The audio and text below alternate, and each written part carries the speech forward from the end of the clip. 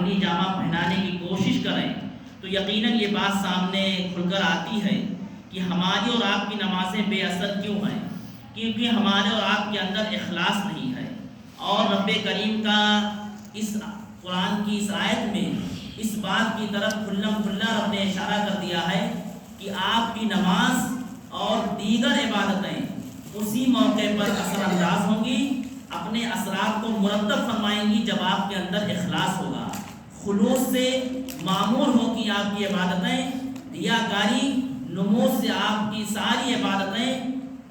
دور ہوں گی، تو ایسی صورت میں آپ کی نماز اثر انداز ہوں گی۔ اللہ تعالیٰ کے اس فرمان پر آپ غور کریں کہ وَمَا أُمِرُوا إِلَّا لِيَعْبُدُوا اللَّهَ مُخْلِصِينَ لَهُ الدِّينَ، اے لوگوں، مسلمانوں کی اے جماعت، اے اللہ کے نبی اکرم صلی اللہ علیہ وسلم،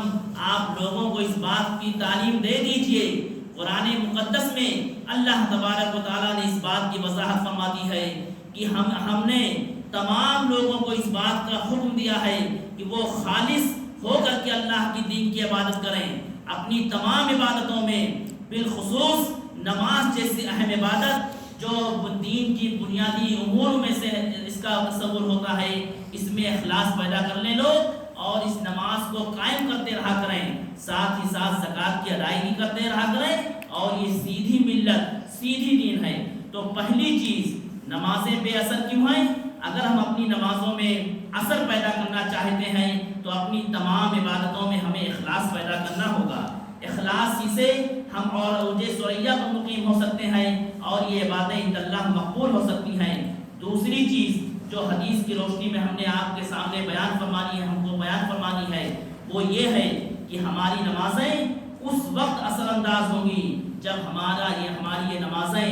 جو ہم نماز پڑھتے ہیں، 5 وقتہ نمازیں یا عیدین کی جو نمازیں ہم پڑھتے ہیں، یا جنازوں میں جو جنازے کی نماز ہم پڑھتے ہیں، یا دیگر نفلی نمازیں ہم جو پڑھتے ہیں، ان عبادتوں کا طریقہ جو ہو وہ اللہ کے رسول صلی اللہ علیہ وسلم کے بتائے ہوئے طریقے کے مطابق ہو۔ ہم نمازیں تو ہم بہت پڑھتے ہیں، لیکن کیا ہماری نمازوں میں خلوص ہے؟ کیا ہماری نمازیں جو 5 وقتہ نماز ہم پڑھ رہے ہیں، کیا تکبیر تحریمہ سے لے کر سلام تک ہمارے سارے طریقے نبی کے بتائے ہوئے طریقے کے مطابق ہیں کہ نہیں ہیں؟ اگر ہیں تو ایسی نمازیں اثر انداز ہوں گی، اور اگر نبی کے بتائے ہوئے طریقے کے مطابق ہم اور آپ نماز نہیں پڑھتے ہیں تو ایسی صورت میں ہماری نمازیں اثر انداز نہیں ہو سکتی ہیں۔ نماز کی اہمیت اور اس کی عظمت کا اندازہ آپ اس بات سے لگا سکتے ہیں کہ اللہ تبارک و تعالیٰ نے تمام عبادتوں کو زمین پر اللہ تعالیٰ نے فرض فرمایا ہے، لیکن نماز سے اللہ کی محبت اس قدر تھی کہ اللہ تعالیٰ نے نبی کریم صلی اللہ علیہ وسلم کو اپنے یہاں بلا کر 7ویں آسمان سے اوپر جبریل امین کے ذریعے سے اللہ تعالیٰ نے اس محترم شان عبادت کو آسمانی دنیا پر فرض کیا ہے۔ کوئی بھی ایسی عبادت، آپ روزے کو لے لیجئے، آپ حج کو لے لیجئے، دیگر عبادتوں کو لے لیجئے، اللہ تعالیٰ نے کسی ایسی عبادت کو آسمان پر نہیں فرض فرمایا ہے۔ اس سے اس کی اہمیت کا اندازہ ہوتا ہے۔ ہم اور آپ، پہلی چیز کہ ہم اور آپ نمازی ہی نہیں ہیں، یا ہمارے گھروں میں آپ دیکھیے کہ مائیں ہیں، بہنیں ہیں، بچے ہیں، سارے کے سارے افراد نمازی نہیں ہوتے ہیں۔ اگر ہماری اور آپ کی اس بات پر ایمان ہے، ہمارا اور آپ کا عقیدہ ہے کہ ہم توحید کا اعلان کریں، شہادتین کے اقرار کے بعد دوسرے نمبر پر جس چیز کو اللہ کے نبی نے رکھا ہے وہ نماز کو قائم کرنے کے لیے اللہ کے نبی نے بات بتائی ہے، اگر اس کی عظمت کا اندازہ ہم کر لیں تو یقیناً ہم خود بھی نمازی ہو جائیں گے اور اپنے اہل و عیال، اپنے بچوں کو بھی نماز پڑھنے کی تلقین کریں گے۔ اتنے حضرات، گارجین حضرات ہیں اس مسجد میں موجود ہیں، ابھی میں اگر کسی سے سوال کر لوں کہ فجر کی نماز کتنے لوگ پڑھ کر یہاں حاضر ہوئے ہیں تو شاید لوگ بغلی جھانکنے لگے۔ یہ مومنانہ شان ہے، یہ اسلام کے دعوے دار، یہ جنت کے ٹھیکیدار، یہ مومنانہ صفات نہیں ہے۔ قرآن میں حقیقی مومن وہ ہیں جو نماز کی پابندی کرتے ہیں۔ قرآن مقدس میں اللہ تبارک و تعالیٰ ارشاد فرماتا ہے، انما المؤمنون الذین اذا ذکر اللہ وجلت قلوبهم واذا تلیت علیہم زادتہم ایمانا وعلی ربہم یتوکلون۔ مومنین تو وہ ہیں، لفظ نام یا اللہ کی ذکر اور کا ذکر کیا جائے ان کے سامنے تو ان کے دل دہل جائیں۔ ہمارے اور آپ کی ایمان میں اتنی مضبوطی کہاں ہے؟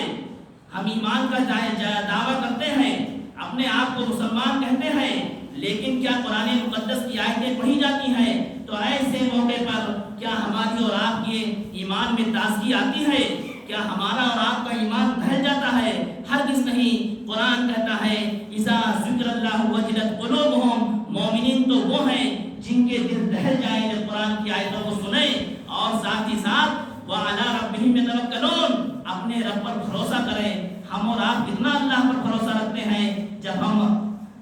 اللہ کے نام کو سنیں گے، قرآن مقدس کی آیتوں کا تذکرہ جب ہوگا تو ہمارے دل دہل جائیں، اللہ پر بھروسہ رکھیں، ساتھ ہی ساتھ نماز کے پابند ہو جائیں، زکوٰۃ کی ادائیگی کرتے رہیں، تو رب کریم ایسے مومنین کو جن کے اندر یہ صفات پائی جاتی ہیں، اللہ تعالیٰ کہتا ہے اولئک هم المؤمنون حقا، یہی سچے مومن ہیں جن کے اندر یہ صفات پائی جا رہی ہیں۔ اب ہم اور آپ، میں سب سے پہلے اپنے آپ کو کہتا ہوں، اس کے بعد آپ حضرات سے گزارش کرتا ہوں کہ اپنا محاسبہ کریں، اپنا جائزہ لیں، کیا ہم حقیقی مومن ہیں؟ کیا ہم رب کے اس فرمان کے مطابق سچے مومن ہیں کہ نہیں ہیں؟ 5 وقتہ نمازیں ہم کبھی نہیں ادا کرتے ہیں۔ فجر گول ظہر کی نماز ہم نے ادا کر لی، عصر گول مغرب کی نماز ہم نے ادا کر لی، کبھی ہوتا ہے کہ پوری کی پوری نماز ہم ضائع کر دیتے ہیں۔ عیدین کے موقع پر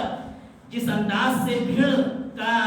ازدحام دیکھنے کو ملتا ہے، جمعہ کے دن ہماری مسجدیں کھچاکھچ بھری ہوتی ہیں، کیا یہ جمعہ کی نماز پڑھ لینے سے، کیا عیدین کی نماز پڑھ لینے سے، یا دور دراز سے سفر کر کے جنازوں کی نماز میں شرکت کر کے ہم اپنے آپ کو ایمان مومن کہہ سکتے ہیں؟ ہرگز نہیں۔ ہم جنازوں کے لیے اتنا لمبا سفر کرتے ہیں، یہ مناسب بات نہیں ہے۔ جنازے کی نماز فرض کفایہ ہے، گھر والوں میں سے کوئی ایک پڑھ لے گا تو ایسی نماز سب کی طرف سے کفایت کر جائے گی، لیکن مسجد، محلے کی مسجد یہ ویران ہوتی ہے۔ فجر کی نماز میں مؤذن اذان دیتا ہے، چند بوڑھے نماز پڑھ کے مسجدوں کو آباد رکھتے ہیں۔ ایسی صورت میں آپ اندازہ کریں کہ ہم اور آپ ایمان سے خارج ہو رہے ہیں، یا کفر و شرک کے درمیان جو فرق کرنے والی نماز، جس اہم چیز کو اللہ کے نبی نے بیان فرمایا تھا، کیا ہم اس پر ہیں، اس پر ثابت اتر رہے ہیں؟ سورہ نور میں اللہ تبارک و تعالیٰ نے ارشاد فرمایا ہے مومن بندے وہ ہوتے ہیں۔ سورہ نور میں آپ دیکھیں گے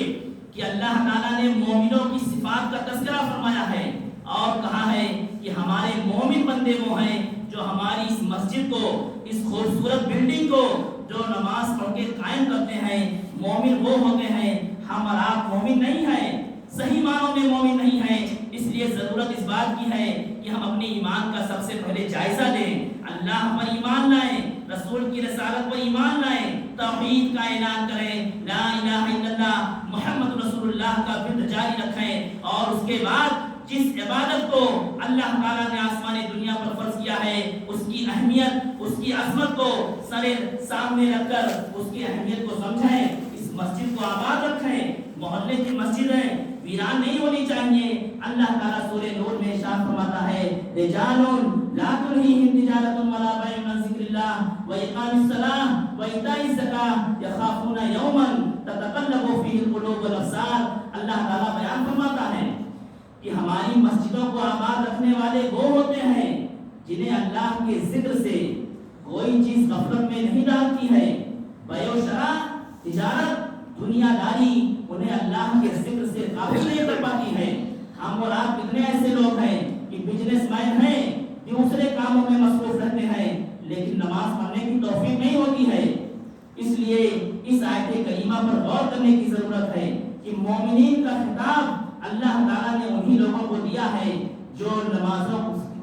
کو پڑھ کر کے اپنی مسجدوں کو آباد رکھتے ہیں۔ وجہ کیا ہے وہ بھی اللہ تعالیٰ نے بیان فرما دیا ہے کہ یخافون یومن، انہیں ایک دن کا ڈر ہے، انہیں ایک دن کا خوف ہے، اس ناطے وہ نماز پڑھتے ہیں، اسی ناطے وہ مسجدوں کو آباد رکھتے ہیں کہ ایک دن سارے کے سارے پول کھل جائیں گے جب قیامت برپا ہوگی۔ سورہ بروج کی روشنی میں فضیلت الشیخ آصف انصار صاحب نے بات وضاحت فرمائی ہے، اس پر ہمیں جانے کا موقع نہیں ہے، لیکن یخافون یومن سے مراد قیامت کا دن ہی ہے۔ تو جس انسان کے اندر ایمان کی پختگی، ایمان راسخ ہوگا، عقیدہ پختہ ہوگا، اللہ اور اس کے رسول کے مطابق وہ نمازوں کو پڑھ کر کے اخلاص کے ساتھ وہ نماز اس دنیا میں اگر پڑھتا ہے تو ایسی صورت میں وہ حقیقی مومن بھی ہوگا اور ساتھ ہی ساتھ اس کی نماز اثر انداز بھی ہوگی۔ اور نبی کے طریقے کے مطابق جب ہماری اور آپ کی نمازیں ہوں گی،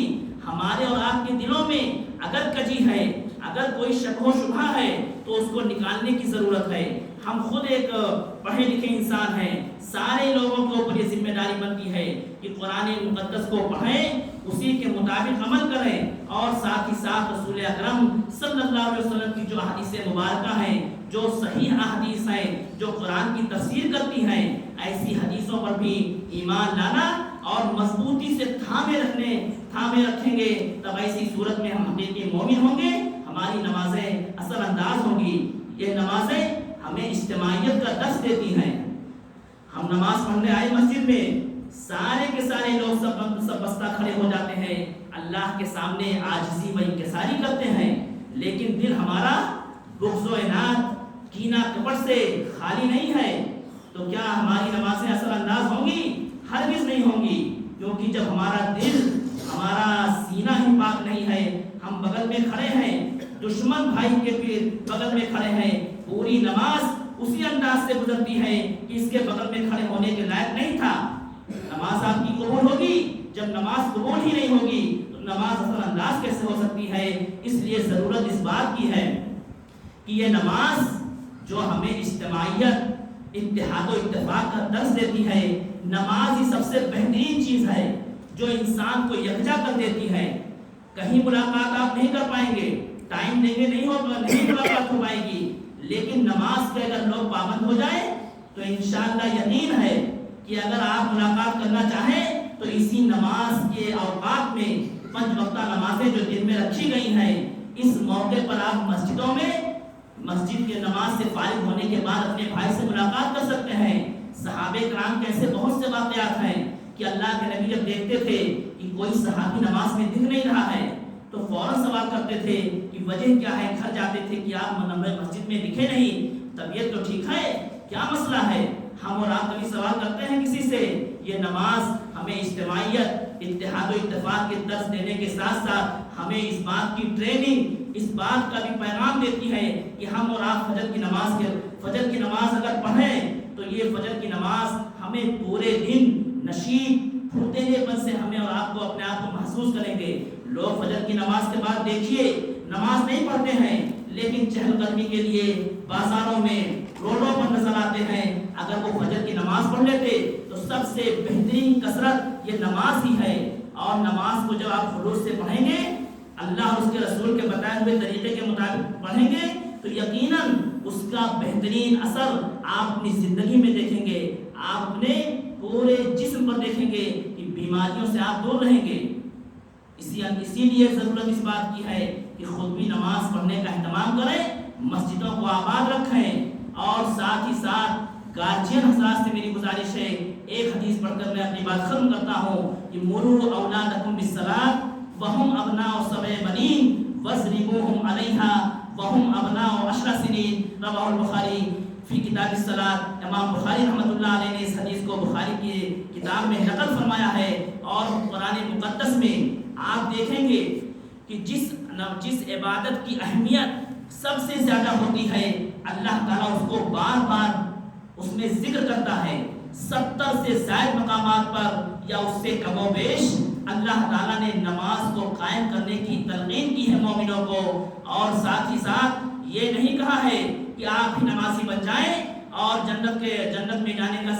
میں جانے کے وہ حقدار بن جائیں، بلکہ آپ کی ذمہ داری ہے قوا انفسکم واہلیکم نارا، اپنے آپ کو اور اپنے گھر والوں کو بھی جہنم کی آگ سے بچائیے۔ تو جہنم سے آگ سے بچانے کے لیے ہمارا اور آپ کا فریضہ ہے کہ ہم جب نماز پڑھنے آئے تو دوسروں کی عیب جوئی نہ کریں کہ فلاں آدمی آیا ہے کہ نہیں آیا ہے، کس وجہ سے نہیں آیا ہے، اچھے انداز میں ان سے سوال کریں، ایک مسلمان ہونے کے ناطے اچھے انداز سے ان کی غیر حاضری کو پوچھیں، اور اپنے بچوں کی بھی حاضری لیں کہ کیا ہمارا بچہ نماز میں ہے کہ نہیں ہے۔ حدیث کے الفاظ ہیں کہ اپنے بچوں کو مروا اولادکم بالصلاۃ، اپنے بچوں کو نماز پڑھنے کی تلقین کرو، اور جب وہ 7 سال کے ہو جائیں اور ان کی پٹائی کرو، جب وہ 10 سال کے ہو جائیں اور نماز نہ پڑھیں تو ایسی صورت میں یہ گارجین حضرات سے، والدین سے، سرپرستوں سے اپیل ہے کہ وہ خود بھی نمازی بن جائیں اور ساتھ ہی ساتھ اہل و عیال، گھر والوں کو اور بیوی بچوں کو بھی نماز پڑھنے کی تلقین کریں۔ ایک واقعہ سن لیجئے، اس کے بعد میں اپنی بات ختم کرتا ہوں کہ طبقات ابن سعد میں علامہ ابن سعد رحمۃ اللہ علیہ نے خلیفہ عمر بن عبدالعزیز کا ایک واقعہ نقل فرمایا ہے۔ بڑا واقعہ دردیلا ہے اور عبرت آمیز ہے۔ اس پر ہمیں اور آپ کو، گارجین کو غور کرنے کی ضرورت ہے کہ خلیفہ عمر بن عبدالعزیز کا بیٹا کہیں دور گیا تھا دین کی تعلیم حاصل کرنے کے لیے۔ عصر کی نماز ہو گئی، وہ حجامت بنوانے کی غرض سے دکان پر گیا اور نماز عصر فوت ہو گئی۔ اس کی اطلاع جب اس کے گارجین، اس کے باپ کو ملی تو اس کے باپ نے اس استاد کو خط لکھا کہ اے مولانا صاحب، اے میرے بچے کے سرپرست مدرسے کی حیثیت سے میں آپ کو یہ خط لکھتا ہوں اور ایک درہ بھیجتا ہوں، اسی سے اس بچے کی پٹائی کریے جس نے نماز جیسی اہم عبادت سے غافل ہو کر کے حجامت بنوایا اور نماز کو ضائع کر دیا۔ خط جب پہنچتا ہے تو خلیفہ، وہ استاد اس بچے کی پٹائی کرتے ہیں۔ تو اس سے اندازہ آپ کریے کہ وہ گارجین کتنا وہ تھا کہ اپنے بچوں کے تئیں وہ کس انداز سے متحرک تھا کہ بھائی ہم تو جنت میں چلے جائیں گے، نمازی ہیں، لیکن ہمارا بچہ اس قرآن کی قوا انفسکم واہلیکم نارا کے تحت وہ جہنم میں ڈال دیا جائے گا۔ اس ناطے استاد کو یہ خط لکھ دیا ہے۔ آج کل کے استاد اگر اس انداز سے کسی کی پٹائی کر دیں تو واویلا کھڑا ہو جاتا ہے۔ وہ یہ نہیں دیکھتے ہیں کہ ہمارے بچے کی تربیت اور تعلیم کے تعلق سے اس استاد نے سختی کر کے نماز کا پابند بنایا ہے۔ اس لیے محترم حضرات، اس بات کی ضرورت ہے کہ ہم نمازی سب سے پہلے ہم اپنے اسلام کی بنیاد جن چیزوں پر قائم کی گئی ہے ان 5 بنیادی ارکان میں سے سب سے پہلے شہادتین کا اقرار کریں، اور دوسری نمبر پر جو چیز آتی ہے نماز کو قائم کرتے رہیں۔ اور نماز کو قائم کریں گے جب اللہ اور اس کے رسول کے طریقے کے مطابق ہمارا ایمان پختہ ہوگا، عقیدہ پختہ ہوگا، تو ایسی صورت میں ہماری نمازیں اثر انداز ہوں گی۔ دوسرے لوگ بھی دیکھ کر کے آپ سے عبرت دیں گے اور نمازی بن جائیں گے۔ اخیر میں اللہ تعالیٰ سے دعا کرتے ہیں کہ الہ العالمین تو ہم سب مسلمانوں کو اللہ اور اس کے رسول کی جو تعلیمات ہیں ان پر عمل پیرا ہونے کی توفیق بخشے۔ رب کریم، نماز جیسی اہم عبادت سے اگر ہم اور آپ اور تمام مسلمان غافل ہیں تو ایسی صورت میں ہمارے اندر نماز کی اہمیت، اس کی اہمیت کو مد نظر رکھتے ہوئے ہمیں یہ نماز جس اجتماعیت، جس اتحاد کا درس دیتی ہے، رب کریم اسی اجتماعیت اور اتحاد کے پیش نظر ہمیں نماز کو قائم دائم رکھنے کی توفیق عنایت فرما دے۔ رب العالمین ہم خود بھی نمازی ہو جائیں، ہمارے بچے بھی، ہمارے بچوں کو بھی نمازی بنا دے، ہماری ماں کو بھی نمازی بنا دے، ہماری خواتین کو بھی نمازی بنا دے، اور پورے اہل خانہ کو فجر کی نماز سے لے کر عشاء کی نماز پڑھنے کی توفیق عنایت فرما دے۔ ہم اور آپ فجر میں بڑی کوتاہی کرتے ہیں، رب العالمین ہمیں اگر فجر کی نمازی بنا دے تو یقیناً ساری نمازیں ہماری خود بخود اپنے ٹائم پر ہم پڑھ لیں گے۔ الہ العالمین ہماری زندگی میں جو بھی برائیاں، جو بھی کمیاں ہیں انہیں معاف فرما دے۔ ہم تمام مسلمانوں کو اتحاد اور اتفاق پیدا کرنے کی آپس میں توفیق عنایت فرما دے۔ رب العالمین مسلکی اور مذہبی جو تعصب ہے رب العالمین اسے دور کرنے کی توفیق عنایت فرما دے۔ ہم سب کو یکجٹ ملک کی جمہوریت اور سالمیت کے لیے ایکجٹ ہو کر کے ایک اسلام، امن و امان کا اسلام یہ درس دیتا ہے، اس کو بیان کرنے کی توفیق عنایت فرما دے۔ ہر طرح کی مصیبت، شر و فتن سے رب العالمین محفوظ رکھ، آمین آمین۔ اقول قولی ھذا واستغفر اللہ لی ولکم ولسائر المسلمین من کل ذنب فاستغفروه انه هو الغفور الرحیم۔ سبحان ربک رب العزة عما یصفون وسلام علی المرسلین والحمد للہ رب العالمین وآخر دعوانا الحمد للہ رب العالمین والسلام علیکم ورحمۃ اللہ وبرکاتہ۔